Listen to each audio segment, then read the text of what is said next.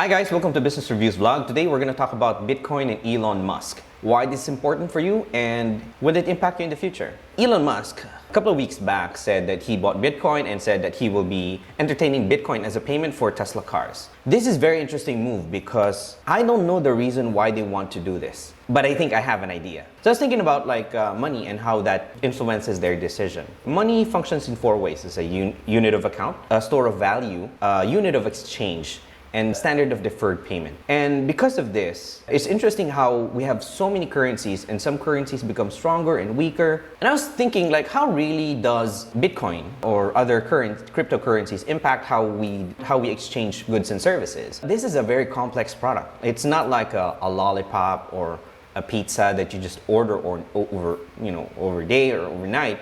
This is a complex product, a car with software and the service of building that, the entire chain. It's actually very disruptive. I think one of the reasons why this is very good because it becomes a barter. Barters aren't very regulated. So I can walk up to someone and say, I want to sell you my Ferrari for $1, right? And I can do that if I wanted to because it's a barter. Can it be taxed is also another thing. And I think that's the main reason. Is there a tax for a value of a Bitcoin? Now, I think this is where companies will struggle to tax just because they don't know, or the unit of exchange, the unit of account will be on a standard that's not regulated by a country. And this is game changing. If people are exchanging with a different value, this is game changing.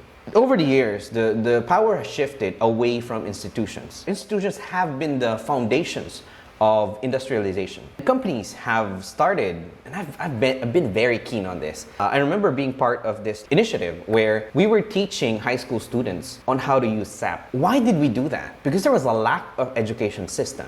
The institution was not providing enough for the companies to grow. Do you think that it's just the ownership issue that's hindering the Philippines from growing? It's not. Really, the institutions are very weak. And now, when other companies come in, it follows the trend that companies have to exert more effort, to be able to extract value. Because we partnered with, I think my previous employer partnered with 50 high schools just to teach people how to use SAP, man. I mean, when I look at SAP, it's just so easy to use. I don't understand why we'd have to teach that. But yet, when you look at schools, none of them show you how to use SAP. But companies need that skill. There's a very big gap. Companies don't need to wait for academic institutions or 4 years or 5 years.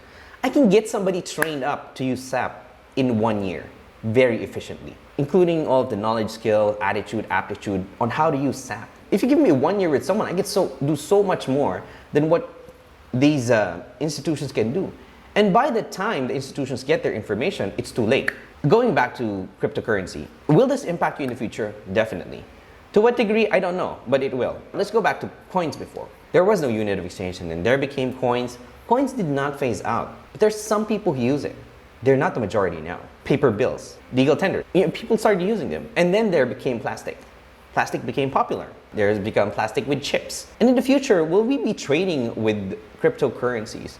So I was thinking about this. The first thing that came to mind was Forex. There's also a hindrance for cryptocurrencies to grow because Forex, people trade money from one good to the other. Here's what I propose that could happen. Maybe cryptocurrency will take on a specialized role in the value of money. Out of those four functions, so why do we need to go for Forex? It actually provides more stability if it is only used as a unit of exchange. Now, how much tax that will be, this will be game changing. I love the fact that if Elon can pull this off, that he's not taxed, people will follow.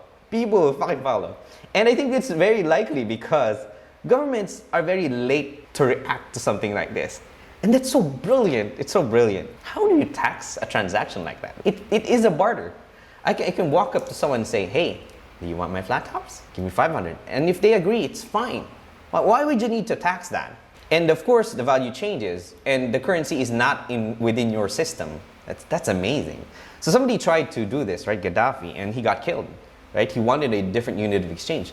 But now you're facing Elon, who's quite reputable. I want to see that this happen. I think this will have great implications in the future. And I hope that entrepreneurship overcomes individual political dynasties, and I think this will be the thing. It's not information drives. I think this will change how politics will become more subservient to corporations. It's a great thing because corporations make change. This could be the real reason, tax and power. And maybe one of the biggest breakthroughs on the trend of companies having more liberties, even more power than governments. Amassing power has been the trend. And now there's no need to wait for educational institutions, government institutions to change. It allows companies to provide greater value without having to do bribes. Imagine the cost implication of that. If people are willing to trade more complicated goods like this, that's great. I'm all for it. What do you guys side on? I just want to know, because this is just a thought that crossed my mind. It's just something that I feel strongly about that we should talk about, because I've always been observing value, and money has not always been reflecting value per se. And some people get lost within the difference of value and money. In fact, that some people drive their entire life towards money. I think that's wrong. I think you should just stick to what's valuable. The only reason why Elon became successful was because he was focused on value and not the money. So when he became the richest man in the world, he just said, that's great, back to work. Something like that. I think this is a wake-up call to governments. They probably won't react that fast. Well, those are just my thoughts. What are your thoughts? I'm interested to think. I need somebody to exchange my ideas, so please help me. I'd like to know what you think. Thank you for watching. Oh, consider liking and subscribing to my channel.